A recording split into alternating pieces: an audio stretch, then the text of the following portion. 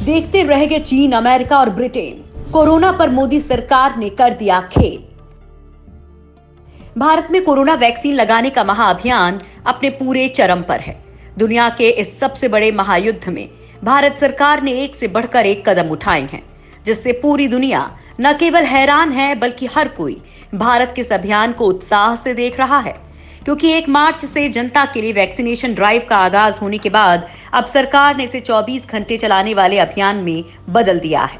यानी कोरोना के साथ कोई कॉम्प्रोमाइज नहीं होने वाला है। अब निजी अस्पतालों में बने टीकाकरण केंद्रों पर अपनी सुविधा के हिसाब से लोग 24 घंटे वैक्सीन लगवा सकते हैं। केंद्रीय स्वास्थ्य मंत्री डॉक्टर हर्षवर्धन ने कहा है कि राज्य सरकारों को भी ये छूट दी है कि अगर वो चाहें तो सरकारी अस्पतालों में भी ये सुविधा दे सकती हैं। मोदी सरकार राज्यों को अब तक 5 करोड़ वैक्सीन भेज चुकी है।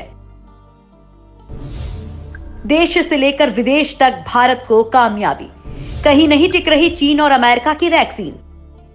कोरोना वैक्सीन को लेकर पहले मोदी सरकार की वैक्सीन पॉलिसी ने पूरी दुनिया में भारत का डंका बजवाया।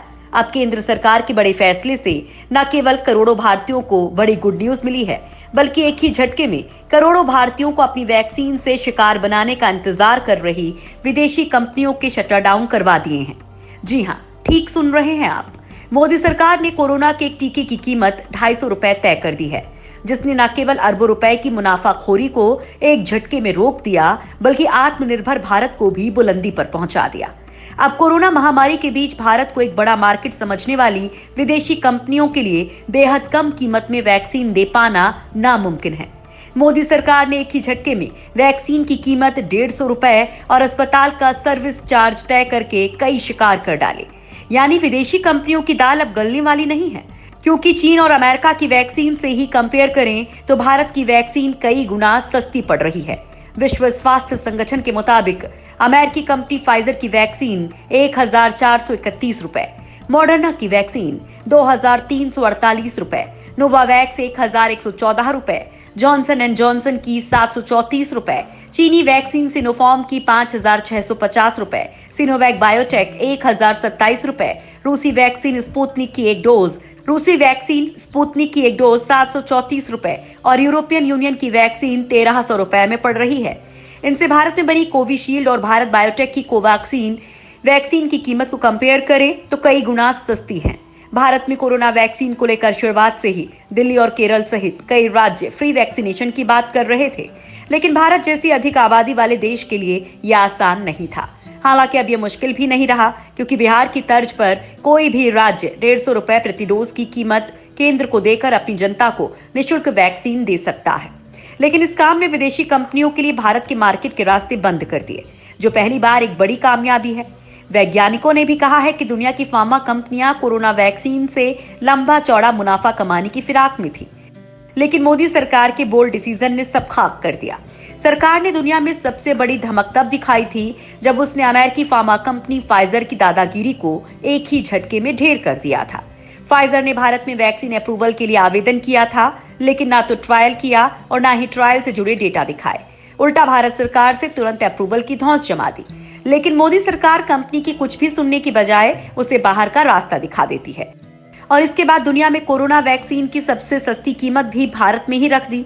यानी विदेशी कंपनियों के लिए यह क्लियर मैसेज है कि भारत अब उनके लिए खुला खेत नहीं है। यहाँ वैक्सीन के नाम पर करोड़ों अरबों रुपए का कारोबार चट कर जाए। खुद पीएम मोदी ने भी मेड इन इंडिया वैक्सीन लगवाकर बड़ा मैसेज दिया है कि उनका भरोसा केवल भारतीय वैज्ञानिकों और भारतीय कंपनियों पर ही है, जिनके दम पर भारत वैक्सीन किंग बना है। प्राइवेट अस्पतालों की दादागिरी से आजादी, एक झटके में खत्म कर डाला मुनाफे का खेल। एक्सपर्ट्स कह रहे हैं कि सस्ती वैक्सीन का बड़ा इम्पैक्ट देश के मध्यम और नौकरी पेशा वर्ग पर पड़ा है, क्योंकि गरीब और निम्न मध्यम वर्गीय लोगों के लिए तो सरकारी अस्पतालों में वैक्सीन फ्री में मिल रही है, लेकिन मिडिल क्लास और सर्विस सेक्टर से जुड़े लोग प्राइवेट अस्पतालों वाली वैक्सीन लगवाने वाले थे, जिनके लिए 250 रुपए प्रति डोज फिक्स कर दिया, जो अब करीब करीब सबके बजट में है।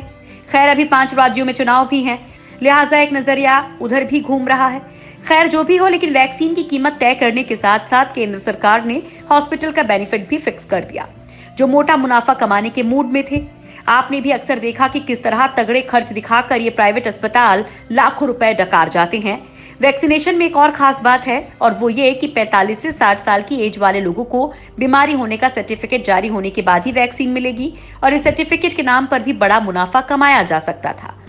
लेकिन सरकार ने भी इसका इंतजाम पहले ही कर दिया और सभी अस्पतालों का अधिकतम 100 रुपए सर्विस चार्ज फिक्स कर दिया, लिहाजा ये गुंजाइश भी खत्म हो गई।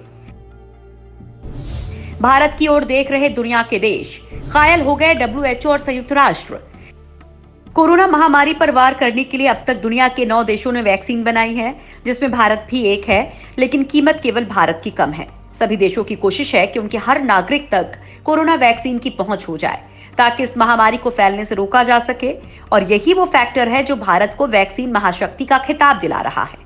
एक तो चीन दुनिया का दादा बनने के मंसूबे पालकर भी पड़ोसियों तक को ढंग से वैक्सीन नहीं दे पाया। दूसरी ओर भारत उससे 2 गुनी वैक्सीन मुफ्त में बांट चुका है। भारत ने अब तक 3.5 करोड़ से ज्यादा वैक्सीन सप्लाई की है, जिसमें से 67 लाख वैक्सीन मुफ्त में दी है। और बड़ी बात तो यह है कि भारत ने सबसे कम कीमत में और सबसे कम वक्त में कोरोना की वैक्सीन तैयार की है, जबकि चीन जैसे देशों को पूरा वक्त मिला है। चीन हर प्रोडक्ट को कम कीमत में पहले ही उतार कर मार्केट में अपनी पकड़ मजबूत कर लेता है। वैसे कोरोना वैक्सीन को लेकर उसकी दाल नहीं गल पाई। ऐसे में दुनिया के तमाम देश जो आर्थिक रूप से संपन्न नहीं हैं, वो भारत की तरफ एक उम्मीद की नजर से देख रहे हैं, क्योंकि भारत एक तो बहुत तेजी से वैक्सीन दे रहा है, दूसरा भारत की बनी वैक्सीन दुनिया में सबसे सस्ती है। एक बड़ी बात यह भी है कि एक और जहां भारत देश में टीकाकरण के साथ ही दुनिया में वैक्सीन सप्लाई देने में जुटा है, तो वहीं अमेरिका, फ्रांस, ब्रिटेन जैसे प्रभावशाली समझे जाने वाले ये देश अपने देश में वैक्सीन की कमी का हवाला देकर अभी भी गरीब देशों को आपूर्ति की जिम्मेदारी से बच रहा है। अमेरिका, जर्मनी, ब्रिटेन समेत कई यूरोपीय देशों ने वैक्सीन पर बड़ा खर्च किया है, लेकिन अब ये ना तो खुद बड़ी मात्रा में उत्पादन कर पा रहे हैं और ना ही टेक्नोलॉजी ट्रांसफर कर रहे हैं। बस भारत लगातार वैक्सीन का उत्पादन बढ़ाने और सप्लाई पर बड़ा जोर दे रहा है।